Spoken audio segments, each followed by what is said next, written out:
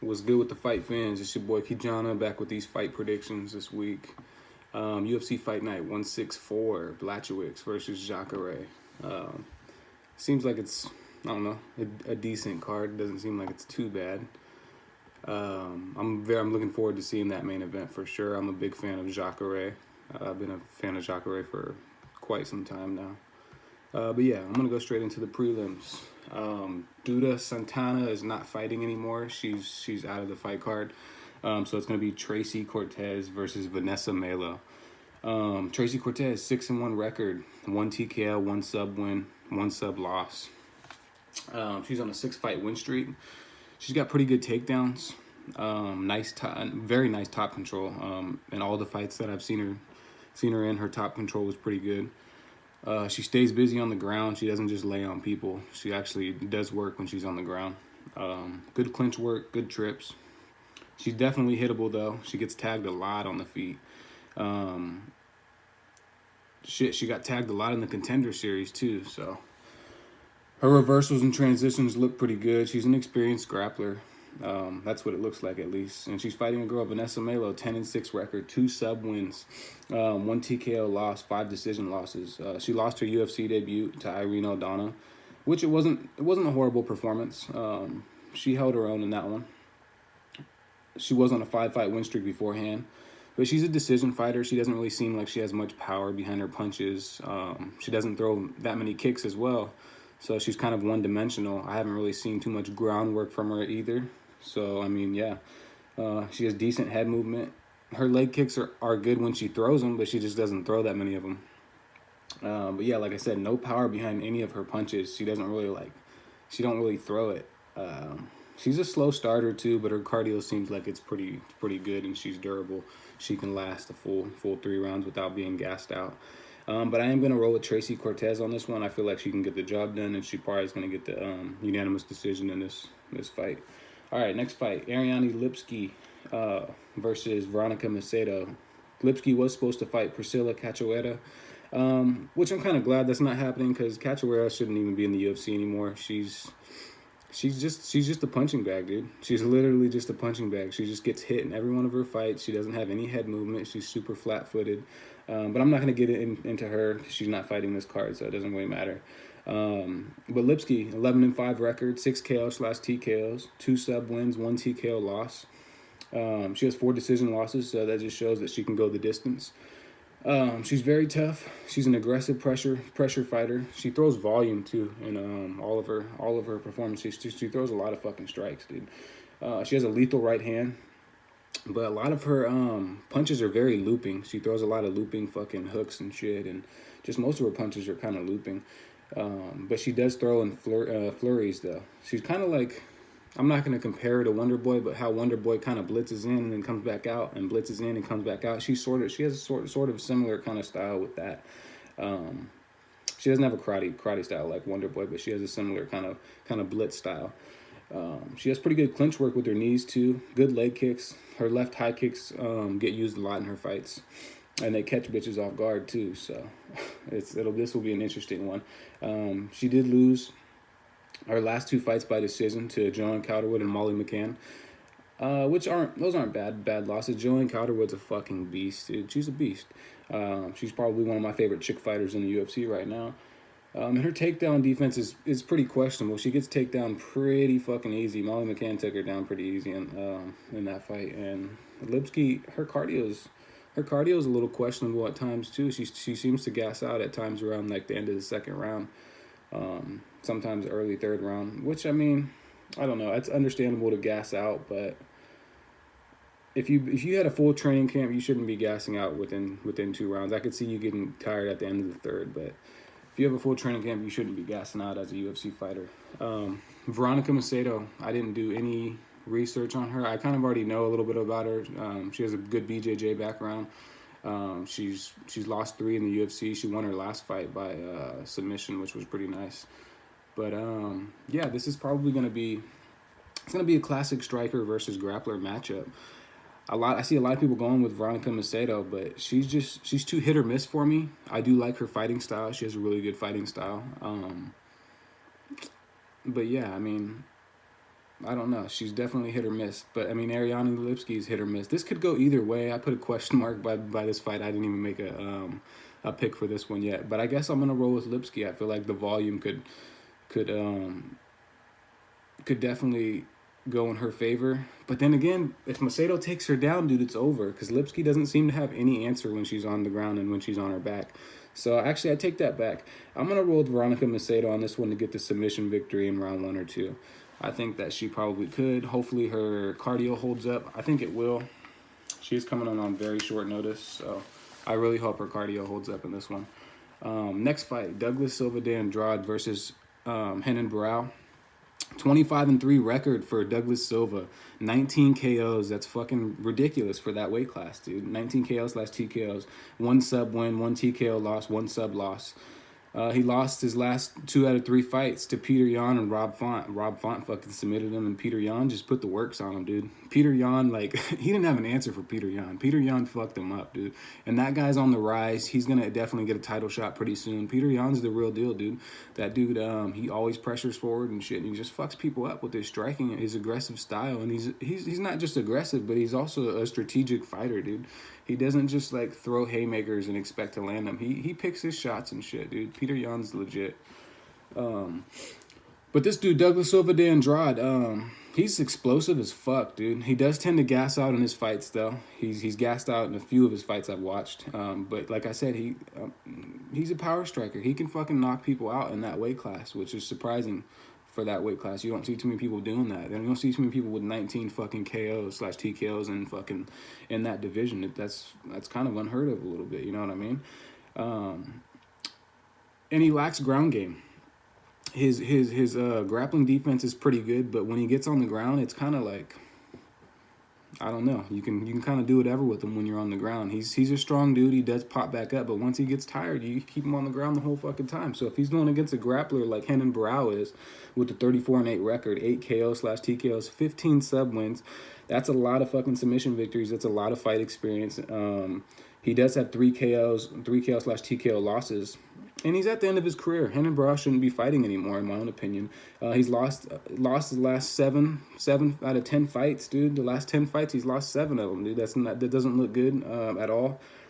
He was on the rise for a while. I was a big fan of him too when he first joined the UFC. He has a very tricky submission game. His striking's decent. Doesn't really have much head movement. Arm triangles, rear naked chokes are definitely his go-to for his submission skills. But I mean, he's a submission practitioner, so this motherfucker, he'll submit anybody, honestly. If he can get you to the ground, hold you on the ground, he'll submit you. This is also a tough fight for me to call, just for the simple fact that if Douglas Silva de Andrade, if this motherfucker gasses out, Renan Barão's he's gonna have a fun time in the ring on Saturday. If this motherfucker gasses out, Renan Barão's gonna submit him. I guarantee that shit. But I can't roll with Renan Barão. I can't trust his chin. He's getting older. Both of these fighters are kind of old, though. Douglas, I think he's like 33, 34, maybe even 35. But I feel like Douglas has more in the gas tank. So I'm going to roll with Douglas Silva on this one to get the job done. He probably get a KO or TKO, man. 19. That's a lot. That's a fucking lot, dude. Next fight, Worley Alvez versus Randy Brown. Worley Alvez, 13-3 record, 3 KOs / TKOs, 6 sub wins, 1 TKO loss to James Krause. And James Krause is also on this card, so that'll be an interesting fight as well. He lost to Kamaru Usman and Brian Barberena by decisions, which isn't bad at all. We always see Kamaru's the fucking champ right now. And Brian Barberena, he's a stud. Dude's a beast. He can take a punch. He can give a punch. He submitted Colby Covington back in 2015, so that's Colby Covington's only losses to Worley Alvez, which says something. Alvez is an experienced grappler. That motherfucker can submit you on the ground. And he's pretty good. He's pretty well rounded. His striking's not half bad as well.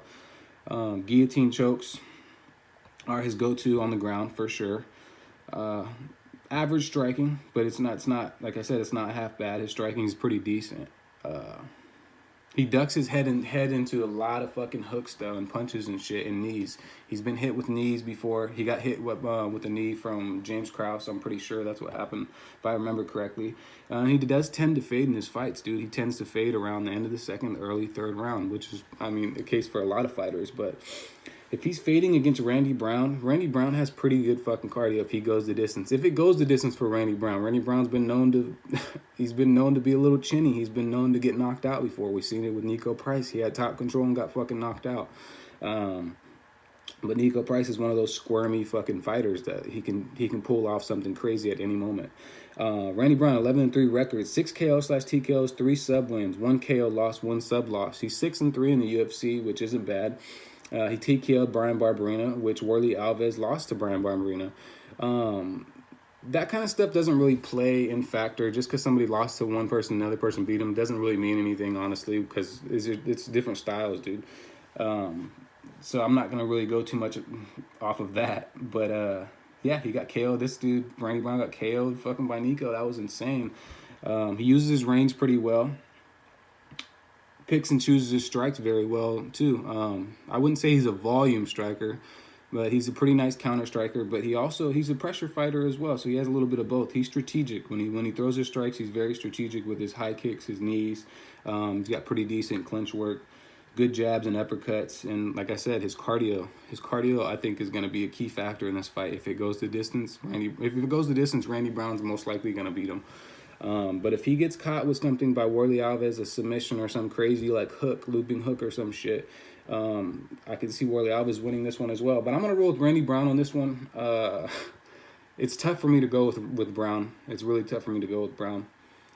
And his takedown defense is pretty fucking good too. So I think he can stop Worley Alvez on the feet. I think he can use the distance pretty well and just get the job done and pick him apart. He has way better striking than Worley Alvez, in my own opinion, and his striking is very crisp. He's accurate. He's a very accurate striker.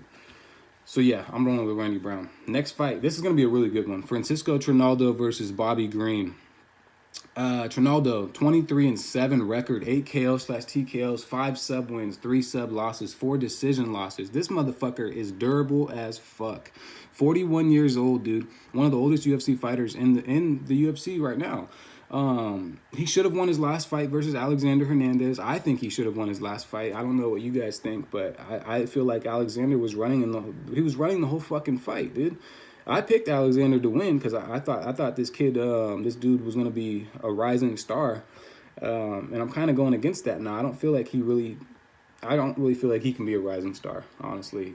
Cowboy fucked him up, and then he was running away from Trinaldo the whole fucking fight. But, I mean, this dude, Trinaldo, he's fought almost everybody in the division, dude. Very tough competition in the UFC. He's a well-rounded fighter. Hits hard. High IQ.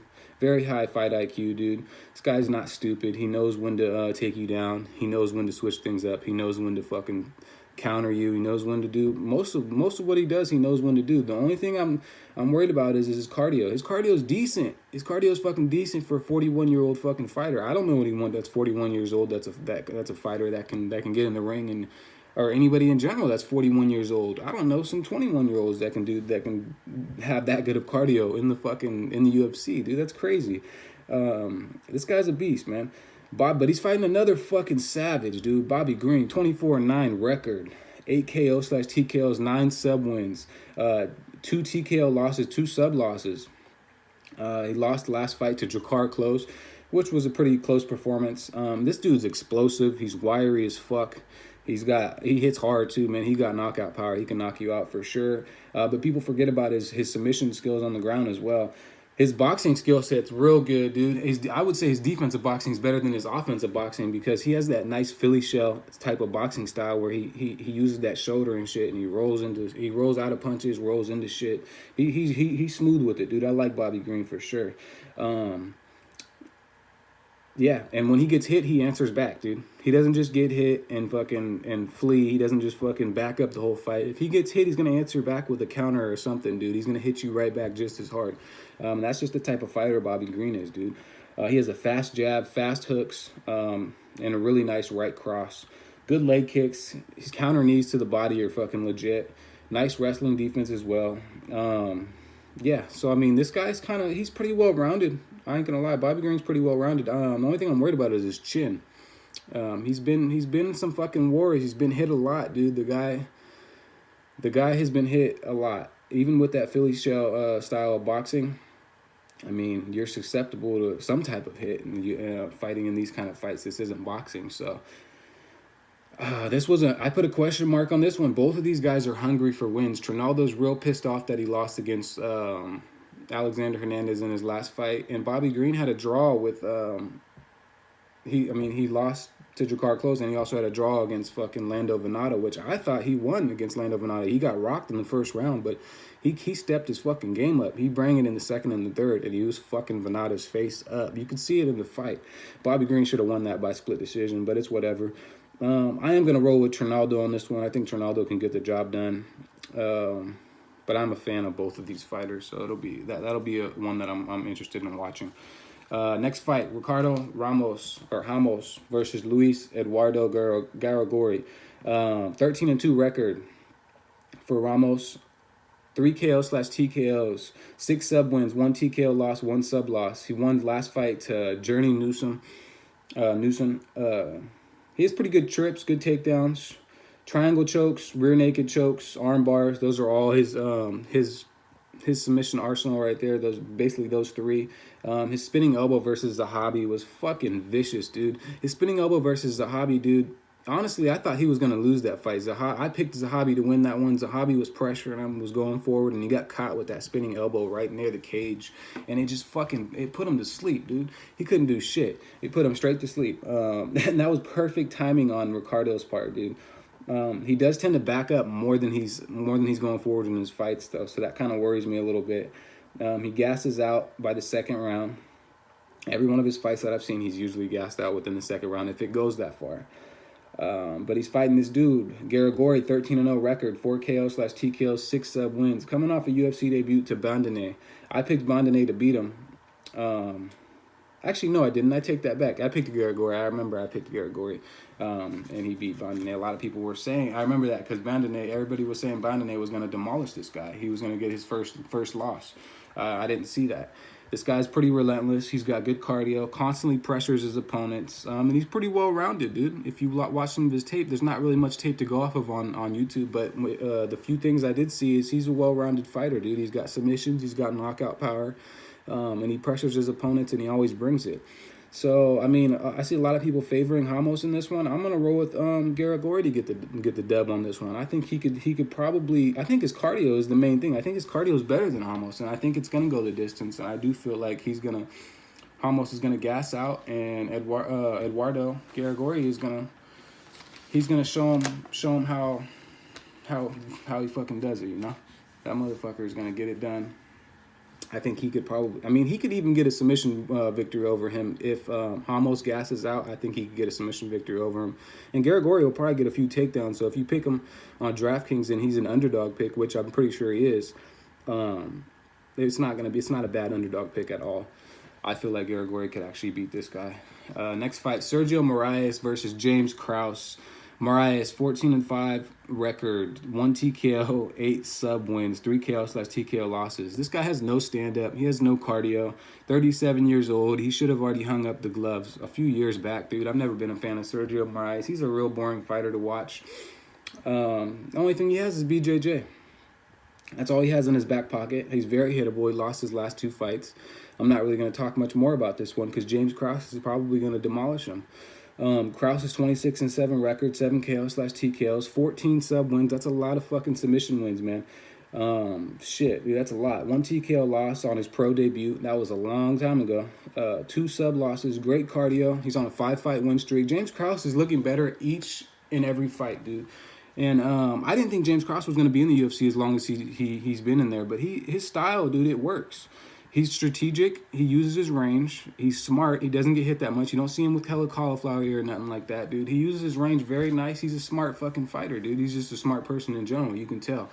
And he's got a pretty tricky ground game. So if you take him to the ground, if this guy Mariah takes him to the ground, I don't know. You got to worry a little bit, dude. Just because you have some submission wins, you got 8 sub wins and shit, and you're Brazilian and whatnot, that don't mean that you're going to submit this dude. Because James Krause is pretty legit on the ground. I'm rolling with James Krause all the way. I think he could probably finish this dude. Mariah gasses out every single one of his fights. He gets pissed off in his fights when he has to chase his opponents and shit. You see him getting mad at the refs and stuff, and a lot of his fights. And he's just, I don't know, dude. He's not a UFC fighter, dude. He shouldn't even be in the UFC. He's old. He's washed up. If he wins, it'll really surprise me. If he beats James Krause, it'll really surprise me because Krause has been looking pretty legit lately. Next fight, Marcus Perez versus Wellington Turman. Marcus Perez, 12-2 record, 3 KO/TKO, 6 sub wins, 2 decision losses. This dude's a durable fighter. He has a low fight IQ though to me. He has pretty decent takedowns. He's got a really weird, unorthodox style. You don't really know what he's gonna throw.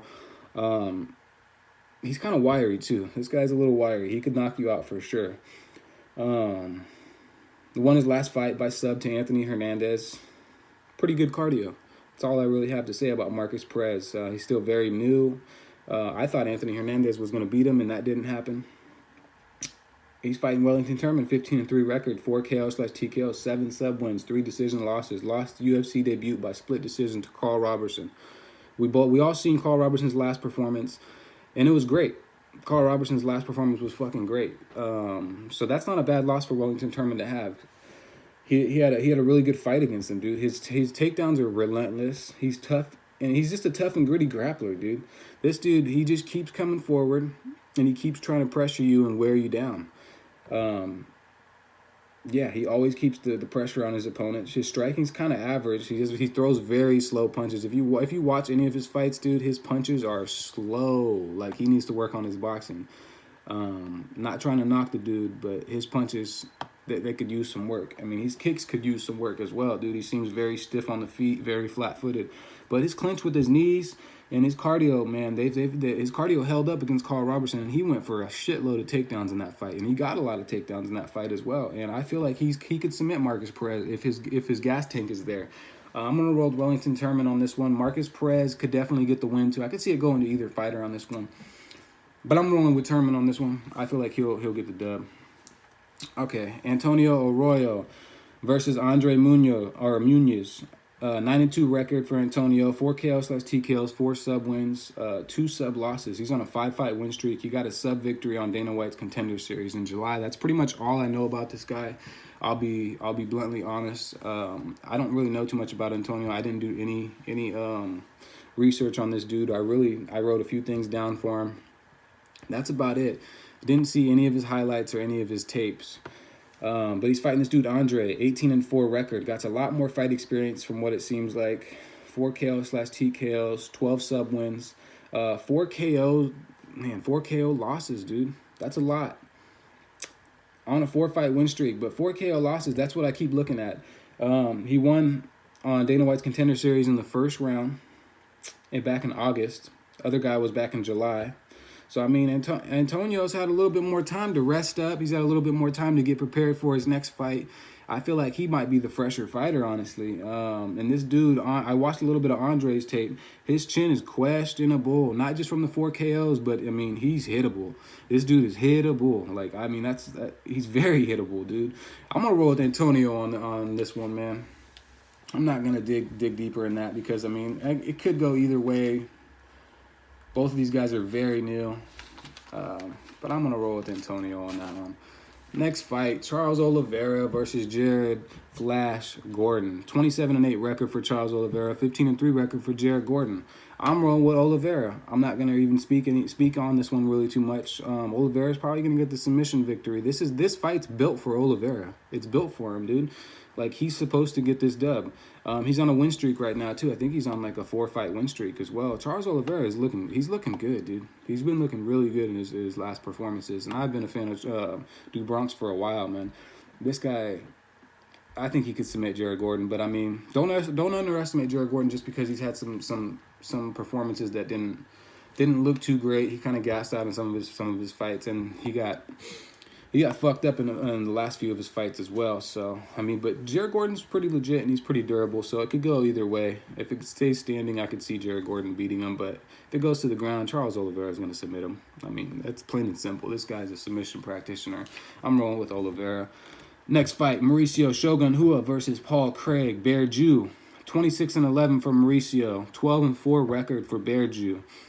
I can't go with Paul Craig, so I just can't go with Paul Craig. I can't go with him, dude. It's hard. It's really, really hard for me to pick Paul Craig. I picked him I picked him, I think, once, maybe twice, a while ago.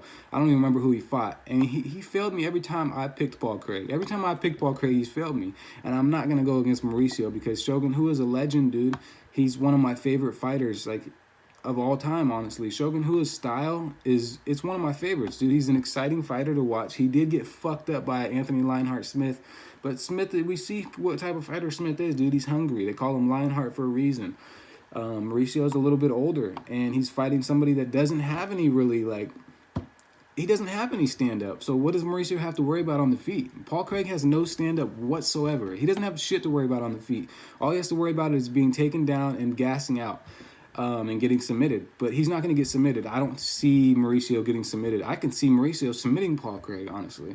So I'm rolling with Mauricio on this one. He's going to get the job done, plain and simple.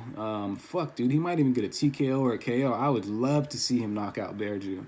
Nothing against Paul Craig, but it's just, I've been a fan of Mauricio for such a long time, dude. I might have even been a fan of Mauricio like around the same time I became a fan of Anderson Silva, dude. And that was years ago.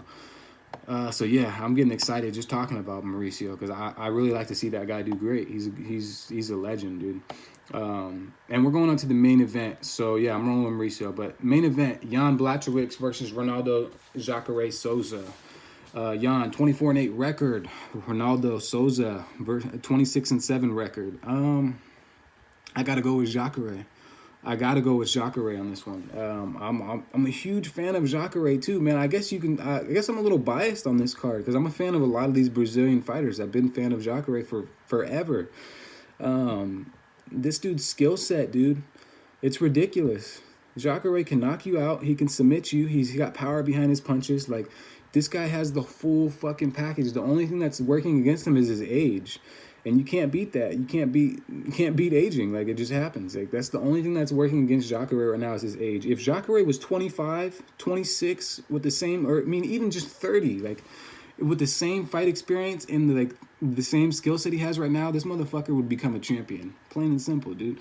Yeah, the only thing that he's working against, the only thing that's working against him is his fucking age. Jan Blachowicz is too unpredictable. He wins one, he loses one. He wins one, he loses one. Not saying that it hasn't happened to Jacare, because it has. He's had a little bit of ups and downs in his career, and he's lost some decisions. He's been knocked out. Robert Whittaker fucked him up. I mean, there's a few people that fucked Jacare, but Jacare, dude, he's no fucking joke. He's no one to play with. That motherfucker, dude, he'll submit you quick. So, I mean, and he'll knock you out just as quick as he'll submit you. So, I'm rolling with Jacare, dude. I can't roll with Jan. Call me biased or not or whatever. But, yeah, man, those are my predictions for this week. Sorry I have been a little inconsistent on my predictions. I've been very busy. I have a really busy schedule. I try to get them in as soon as I can to all the fight fans and everybody that watches the videos and shit. Thanks for the likes. Thanks for the subscribes. If you guys can get some more people to subscribe to me, come check out the videos, drop your comments. Tell me who you guys are picking, man. I like everybody's thoughts, like everybody's insight and shit. Just so, like, I don't know. Some of these fighters I don't know too much about. Like the Antonio fight and some of those kind of people. And, like, yeah, just give me some insight. And we can all get this bag. All right, you guys enjoy the weekend. Stay safe.